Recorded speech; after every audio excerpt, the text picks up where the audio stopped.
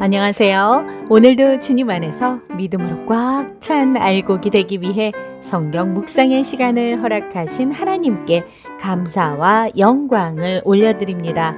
7월 10일 금요일 묵상 말씀을 시작하겠습니다.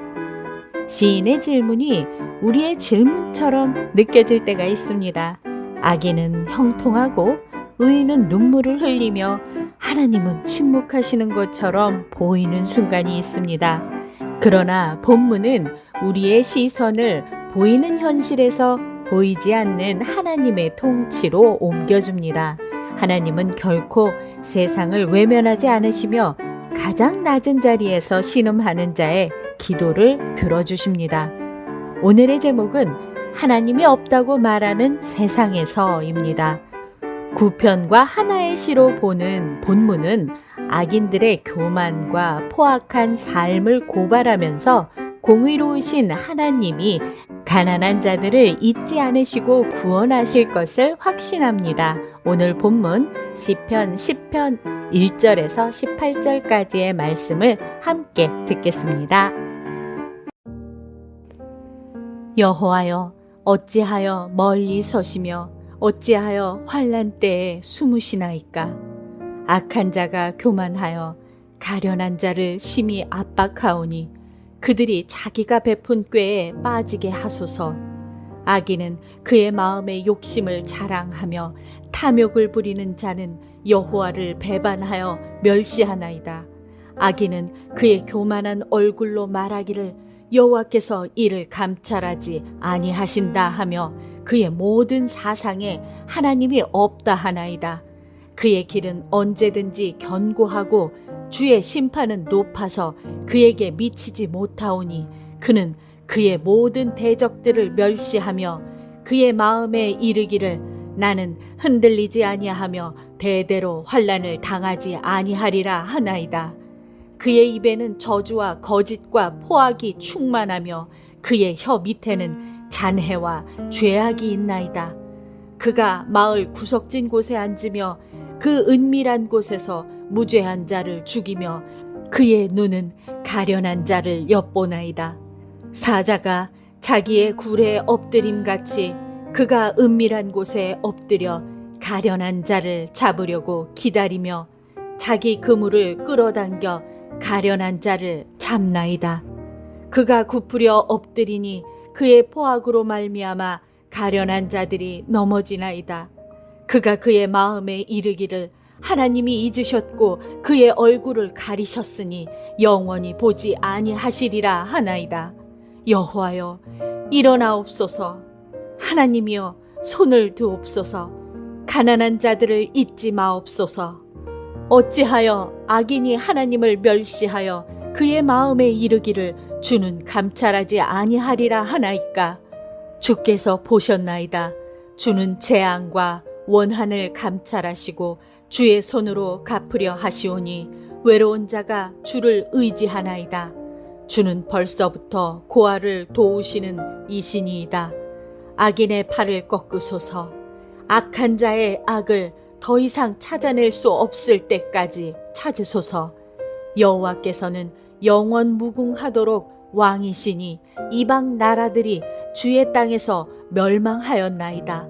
여호와여, 주는 겸손한 자의 소원을 들으셨사오니 그들의 마음을 준비하시며 귀를 기울여 들으시고 고아와 압제당하는 자를 위하여 심판하사 세상에 속한 자가 다시는 위협하지 못하게 하시리이다. 오늘 우리에게 주시는 교훈은 무엇일까요? 1절에서 11절 말씀을 보시면 시인은 먼저 하나님을 부인하며 살아가는 세상의 모습을 적나라하게 묘사합니다. 여기서 하나님이 없다는 말은 단순히 하나님의 존재를 철학적으로 부정하는 무신론만을 의미하지 않습니다. 삶 속에서 하나님을 전혀 의식하지 않고 자신의 욕망과 힘만을 의지하며 살아가는 태도를 말합니다. 악인은 자신의 성공을 자랑하고 약한 사람을 이용하며 교만한 마음으로 하나님께서 심판하지 않으실 것이라고 생각합니다.